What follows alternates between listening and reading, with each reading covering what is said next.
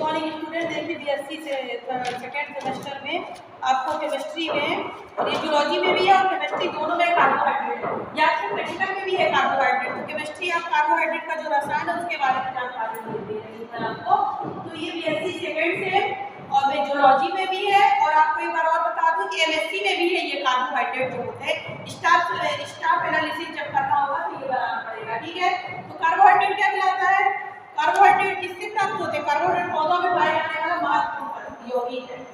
क्या महत्वपूर्ण कंपाउंड जो होता है ये पौधों में पाए जाने वाला यौगिक कहलाता है, ठीक है। कार्बोहाइड्रेट जो होता है ये हमारे शरीर के अत्यंत या मनुष्य के लिए अत्यंत आवश्यक होता है। ये यौगिक जो होते हैं अत्यंत उपयोगी भोजन के रूप में प्राप्त किया जा सकता है। कार्बोहाइड्रेट जो होता है कार्बन डाइऑक्साइड और पानी आपस में मिल करके 6 अणु कार्बन डाइऑक्साइड पानी के अणु अल्ट्रावायलेट किरणों की प्रेजेंटेशन में क्लोरोफिल के द्वारा या पूर्ण प्रकाश की उपस्थिति में ग्लूकोज का निर्माण करते हैं, जिसे C6H12O6 कहा जाता है, ठीक है। ये प्रकाश संश्लेषण की क्रिया हो गई, ठीक है। पौधों में कार्बोहाइड्रेट प्रकाश संश्लेषण द्वारा प्राप्त होता है। मतलब ये हम किसके लिए बता दिए? पौधों के लिए, कि पौधों में प्रकाश संश्लेषण की क्रिया के द्वारा कार्बोहाइड्रेट हम प्राप्त करते हैं, ठीक है। और इसी प्रकार जो होते हैं सीधे भोजन के रूप में, जंतु जो होते हैं इसे सीधे भोजन के रूप में उपयोग करते हैं। अब देखो कार्बोहाइड्रेट की परिभाषा जो होती है, कार्बोहाइड्रेट क्या कहलाता है? कार्बोहाइड्रेट जो होता है शर्करा, स्टार्च और ग्लूकोज जो सेलुलोज जो होता है उसके रूप में ये प्राप्त होता है, ठीक है। और ये क्या कहलाता है कि ये समानता इसका सूत्र क्या होता है? CH2O5 होता है। और ये क्या कहलाते हैं? अकार्बनिक जो होते हैं उनके साथ किसी भी हाइड्रोजन के साथ क्रिया नहीं करते हैं। इसमें कार्बन का हाइड्रोजन और ऑक्सीजन का अनुपात होता है, ठीक है। साथ ही ये यौगिक जो होते हैं इनको हम हाइड्रेट व्यवहार नहीं करा सकते हैं, और ये प्रकाशीय सक्रिय होते हैं। मतलब जो समवेयता पाई जाती है ना, आइसोमर जो पाए जाते हैं इसमें प्रकाशीय समवेयता या पोलराइजेशन आसानी से किया जा सकता है। इसमें पोलराइजेशन 113 डिग्री तक का प्लस में प्राप्त होता है। पोलराइजेशन ध्रुवम क्षमता पाई जाती है, कब पाई जाती है? जिसको हम कहते हैं ध्रुवणता या विरलता जो होती है इसमें पाई जा सकती है, ठीक है। फिर इसके बाद जिसका नामकरण जो होता है इसके अंत में ओस लगाया जाता है। कार्बोहाइड्रेट, ग्लूकोज, सेलुलोज, ओस शब्द लगा हुआ होता है। देखो कार्बोहाइड्रेट का जो क्लासिफिकेशन जो होता है इसका क्लासिफिकेशन 3 प्रकार का होता है: मोनोसैकेराइड, ऑलिगोसैकेराइड और पॉलीसैकेराइड। मोनोसैकेराइड जो होती है सबसे सरल रूप की शर्करा या सबसे साधारण शर्करा जो होती है मोनोसाइड शर्करा कहलाती है। मोनोसैकेराइड जो होता है सिंपल शुगर भी कह सकते हैं।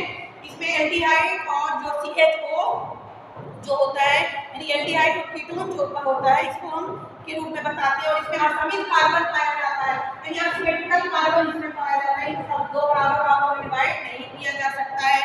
साथ ही इसमें क्या होता है? Glycerol aldehyde.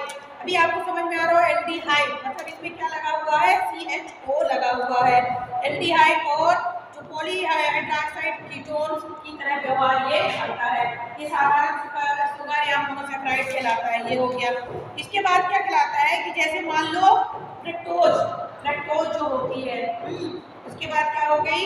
सैकरिक अम्ल भी, ग्लूकोज से हम क्या कन्वर्ट कर सकते हैं? सैकरिक अम्ल प्राप्त कर सकते हैं। इसके द्वारा हम वैलेडिक परीक्षण के द्वारा भी इसे आसानी से प्राप्त कर सकते हैं मोनोसैकेराइड को, ठीक है। ये हो गया। इसमें क्या कहलाता है कि सबसे बड़ी बात ये है कि इसमें शुगर मीठी स्वाद में ज्यादा होती है, ठीक है। ये हो गया, ठीक है। और मोनोसैकेराइड जो कहलाता है आपने बताया कि इसके द्वारा वैलेडिक परीक्षण से भी प्राप्त किया जा सकता है। मोनोसैकेराइड जो होते हैं ऑक्सीकरण बने पदार्थों को एल्डिहाइड और कीटोनिक जो ऑक्सीकरण द्वारा जो पदार्थ बनते हैं उसको एल्डिहाइड और कीटोन की उपस्थिति मोनोसैकेराइड में पाई जाती है। ये हो गया।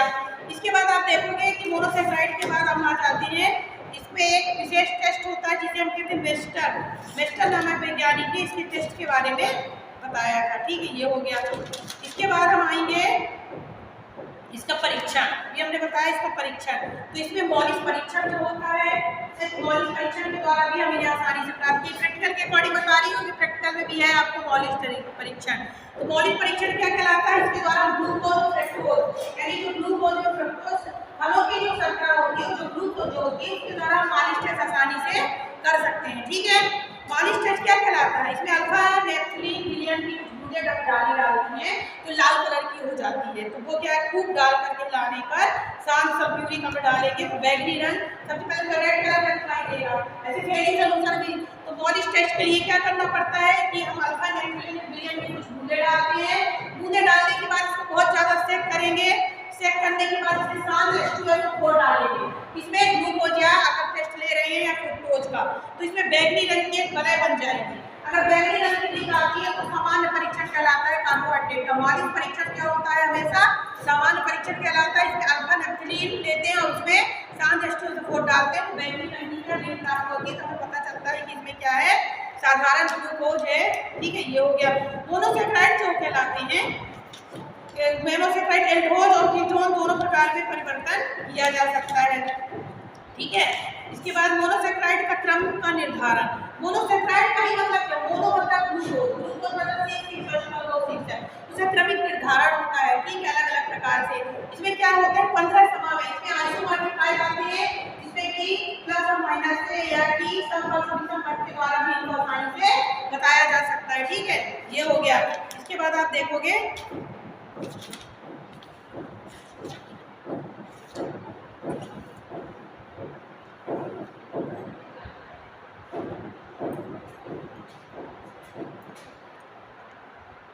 देखो, अब इसके आगे मैंने इतना बताया। इसके बाद डेक्स्ट्रोज और लैक्टोज होता है। डी शुगर को 4 डी।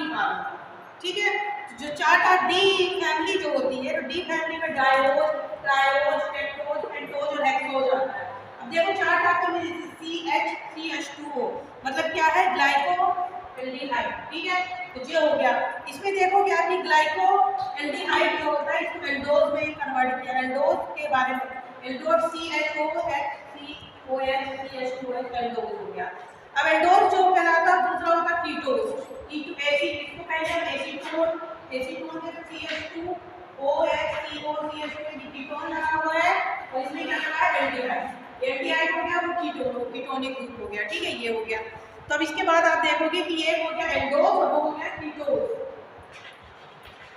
ये हो गया कीटोज। ठीक है, ये हो गया। तो सबसे पहले एल्डोज में देखोगे कि एल्डोज जो कहलाता है, हमने अभी बताया कि ये आइसोमर के समान व्यवहार करते हैं। तो आइसोमर मतलब इसमें सम और विषम पक्ष, यानी कि क्या हो जाएगा? एरिथ्रो और थियो। एरिथ्रो और थियो दो प्रकार के पक्ष पाए जाते हैं। ठीक है, ये हो गया। तो अब देखो ग्लिसरॉल एल्डिहाइड। ग्लिसरॉल एल्डिहाइड जो होता है, ग्लिसरॉल एल्डिहाइड हम देखेंगे कि जब इसको हम सम पक्ष और विषम पक्ष में लिखेंगे, तो यानी कि जब अपन इलेक्ट्रोड में लिखेंगे सम पक्ष में, तो आप देखोगे कि ये इसकी जो भुजाएं हैं, हाइड्रोजन टोटल एक तरफ हो गया और OH टोटल एक तरफ हो गया। तो ये क्या कहा गया? इसका समपक्ष कहला गया, क्योंकि आप देख रहे हो कि HOH H एक तरफ होगा और OH एक तरफ हो गया।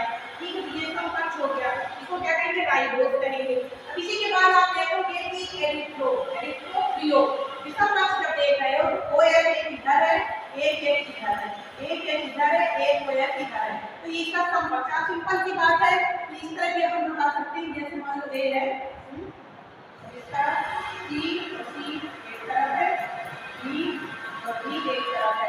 अब इसी को अगर B इधर कर दो और C इधर कर दो तो समपक्ष हो जाएगा। तो ये इसमें एल्डोज पाए जाते हैं जो समपक्ष विषमपक्ष को बताते हैं। तो एरिथ्रोनोज क्या कहलाता है? इसका समपक्ष हो गया, राइबोज इसका समपक्ष, और एरिथ्रोनोज विषमपक्ष हो गया। एरिथ्रोज में आप देखोगे जैसे जाइलोज, देखो CHOHO, इसमें भी आप देखोगे कि आगे पीछे है, मतलब जब एक दोनों एक समित में होते हैं तो समपक्ष, और जब दोनों अलग अलग होते हैं तो विषमपक्ष हो जाता है, भुजाएं अलग अलग होती हैं। कीटोज में आप देखो एसीटोन, जैसे CH2OH CH2OH डाइहाइड्रॉक्सी एसीटोन है। डाइहाइड्रॉक्सी एसीटोन में देखोगे कि जैसे ट्राइडोज, ठीक, इसको कहेंगे हम राइबोडोज। तो राइबोडोज में आप देखोगे CH2 कीटोन, तो जो होगा वहां पर इसके जो हाइड्रोजन है दोनों एक सिरे में है और OH दोनों एक तरफ है, तो ये समपक्ष हो गया। जाइलोज में क्या हो गया? जाइलोज हमेशा समपक्ष हो गया। जब इसका विषमपक्ष बनता है तो जाइलोज हो जाता है मतलब ये अलग हो गया। तो ये हम आपको डी फैमिली का 4 प्रकार है, जो कार्बोहाइड्रेट के अंतर्गत ये भी आप पढ़ लेना, ये इंपॉर्टेंट है। इसमें डायोज दो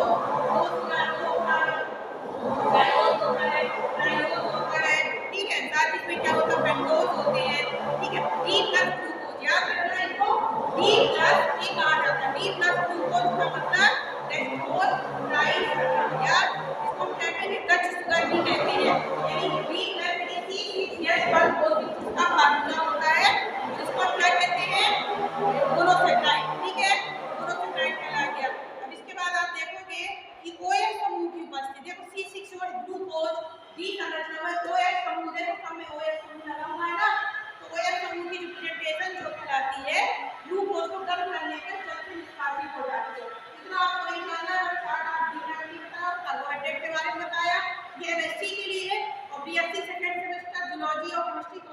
इम्पोर्टेंट है।